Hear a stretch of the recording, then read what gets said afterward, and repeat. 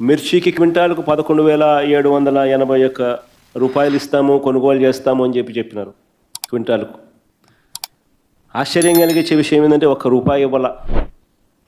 పొగాకు కొనుగోలు చేస్తామన్నారు, ఎక్కడ దిక్కు దానికి కూడా, పొగాకు కొనుగోలుకు కూడా ఎక్కడ కూడా చేసిన పుణ్యం కట్టుకోలేదు. మామిడికి ₹12 కొనుగోలు చేస్తామన్నారు కిలోకు, ఒక రైతుకు మంచి చేయలేదు.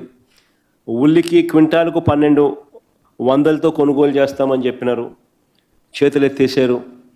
తర్వాత హెక్టార్కు 50,000 ఇస్తామన్నారు, అది ఇచ్చిన పుణ్యం కూడా వీళ్ళు కట్టుకోలేదు ఎప్పుడు. సో అన్ని రకాల కూడా ఈ క్రాప్ అన్నది నీరుగార్చేశారు.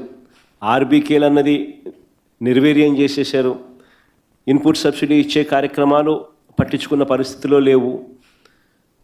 ఉచిత పంటల బీమా ఎత్తేసినారు.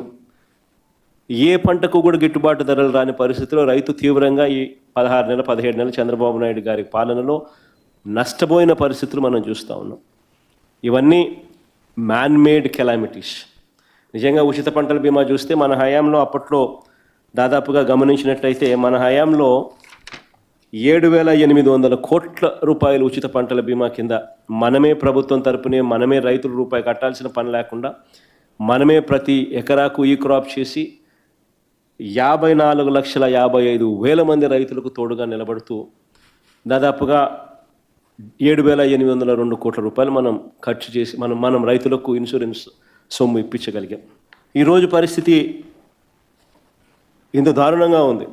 ఒకవైపున ఇవన్నీ మ్యాన్మేడ్ తప్పిదాలు ఇన్ని కనిపిస్తూ రైతు తీవ్రంగా నష్టపోయిన పరిస్థితులు ఒకవైపున కనిపిస్తూ ఉండగా, మరోవైపున ఇటువంటి సైక్లోన్ రూపేణ జరిగిన నష్టం, ఇలాంటి సైక్లోన్ రూపేణ జరిగిన నష్టాల మధ్య మనం రైతుకు ఎక్కడ తోడుగా ఉండగలుగుతాము అని అంటే, ఎన్యూమరేషన్ అనేది ప్రభుత్వం చేతులెత్తేసే కార్యక్రమం చేయకుండా ఆ ప్రతి గ్రామంలోనూ కూడా వైఎస్ఆర్సీపీ నష్టం జరిగిన ప్రతి గ్రామంలో కూడా ఎన్యూమరేషన్లో ఏ ఒక్కరికి కూడా నష్టం జరగకోకుండా వాళ్ళ తరపున వాయిస్ ఇవ్వగలగడం, వాళ్ళ తరపున మనం ప్రభుత్వం మీద యుద్ధం చేసైనా సరే వాళ్లకు రైతుల తరపున మనం తోడుగా నిలబడడం, ఇది ఖచ్చితంగా రైతుల తరపు నుంచి రైతుల తరపున మనం చేయాల్సిన